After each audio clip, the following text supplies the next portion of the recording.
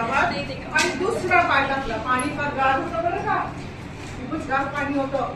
तो म्हणाला आता तुम्ही काय करू, त्याला मोठ करायची होती आणि ती मजा येत होती. म्हणून तो गेला अजून तलावात खाली खाली खाली आणि पाणी इथपर्यंत आलं.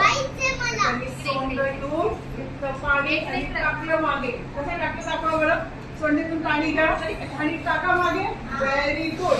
सोंडीतून पाणी घ्या आणि टाका मागे. आणि त्याला झाली होती त्याला आली शिंक. कसा शिंकला,